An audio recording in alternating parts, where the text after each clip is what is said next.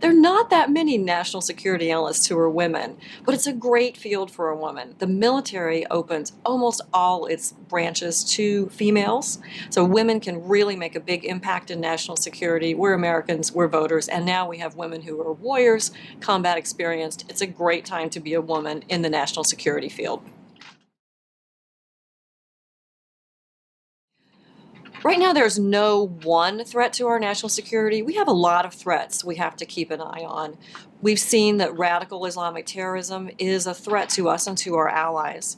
We're also in a new phase with Russia, which has upped its military operations around the globe. And third, China has dominated more of the Pacific.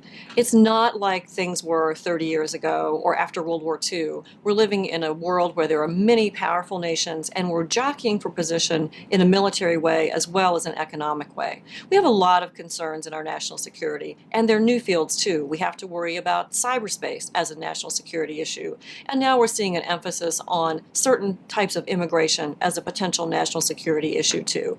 More and more issues all the time. National security is a top priority for the president. And Donald Trump asked a lot of questions in the campaign. He asked questions about what our allies would do.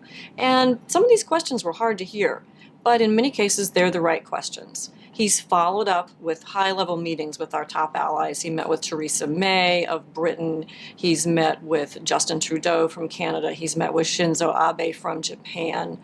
So the first thing that Trump is doing is reassuring and reinforcing our key allied relationships. After that, he has a brisk agenda for national security. He said he wants a new plan for Iraq and Syria, hopefully within 30 to 45 days, but the clock is already ticking. So my experience shows it usually takes longer to come up with a new military plan. We'll expect to see one soon, but I don't think he's going to make that 30 to 45 day deadline. First thing to know about McMaster, he's still in the Army. He's a 3-star general who was serving at the Army's Training and Development Command, where they think up new concepts and new training procedures.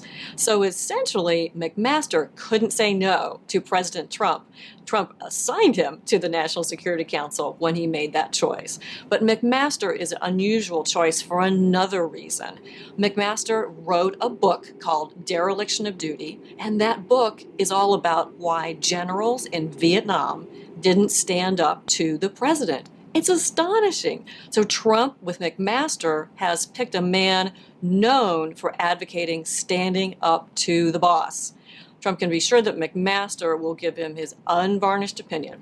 Also, as a combat experienced general, McMaster also knows a lot about Iraq and Syria. He commanded forces in Iraq. He fought there in the Gulf War as a young captain in the Army. He knows that ground very well. And McMaster also brings some superb management skills. You don't get to be a 3-star general in his position without knowing how to deal with the troops. He's commanded and led troops in battle, and he'll be able to run the National Security Council quite effectively. So McMaster, very bold choice, not a yes man, smart man. He'll speak his mind. He'll be good for the country.